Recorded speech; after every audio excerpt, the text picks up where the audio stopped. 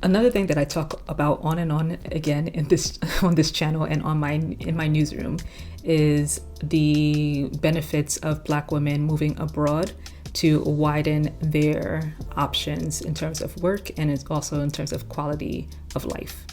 So in this chapter, we're going to talk about countries hiring foreign workers where the demand is high. Where can Black women find remote jobs after losing work internationally? First up is the Netherlands. The Netherlands seems to have a great schema for incorporating international workers, not just freelancers, but people who are looking to get employed by Dutch companies as well. They reportedly have the best benefits and the most legal protection for workers across the EU and actually internationally. And they're big proponents of flexible work, meaning allowing workers to decide not only what kind of work they want to do, but when they want to do it. So for example, the Netherlands has a higher employment rate than the United States, the UK, and France, three of the largest economies in the world. However, caveat, and there are going to be at least two other caveats in this chapter. If you are someone who is vehemently against anti-immigration and ultra far-right sentiment, you may want to stay away from the Netherlands due to an uptick in that kind of rhetoric from the government level. Croatia recently announced that they are allowing digital nomads to have their visas for at least 3 years, which is a huge benefit because normally digital nomad visas tend to be 1 year or maybe 2 years max. So this is a great way to have a set place to stay and work as a remote worker and not have to worry about renewing consistently. Additionally, they've made it easier for people who are unmarried but have been partnered with someone for over 3 years to have that partner apply for a joint visa. So if you don't have any children and are not married but still live with someone who you consider your partner and want to move together, then this is a huge benefit. Croatia is also appealing because it has a low cost of living, so apartments, groceries, etc., not as expensive, and it has a relatively low minimum income required for the visa. So the minimum income requirement in US dollars is approximately $46,000 annually. The UAE is a controversial choice given its involvement in the Sudanese conflict, and I talked about this on TikTok that I filmed.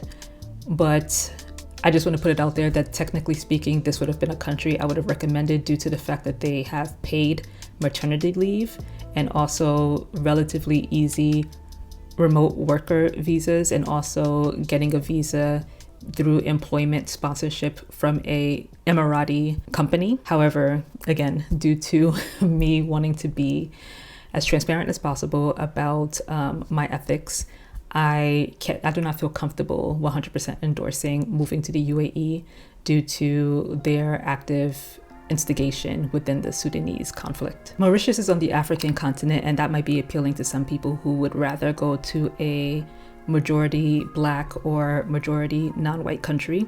However, it is not, or not lacking of any controversy as well. The country has been in the news for using police force to crack down on civil liberties and free speech. And at least in the past 2 elections, there has been accusations of fraud. So it is a politically volatile country, but it also offers relatively easy remote visa application processes. Now, whether or not you choose any of the countries that I mentioned, and I'm going to go into more depth about countries that are best for remote workers or people who are looking for work in this economy if you leave a comment below and tell me that you want that video. But regardless of what country you choose, one of the things I'm going to implore or ask you to do is do cold outreach to potential companies, potential clients through LinkedIn or through your own online research to first get a gauge of whether or not these people would be interested in working with you or willing to hire you. I would strongly advise against moving to a country just because the visa process is easy, but not having a clear plan of action for how you're going to maintain your income once you get there. So the best way to do this, in my humble opinion, is to do some cold outreach to people who would potentially hire you for your services. So just do like a quick LinkedIn search. of the largest companies in your industry or area of expertise and see whether or not any of those people in positions of leadership, the decision makers, would be open to working with you in the near future, and see how you can negotiate before getting on the ground there an opportunity to, sign a contract or a memorandum of agreement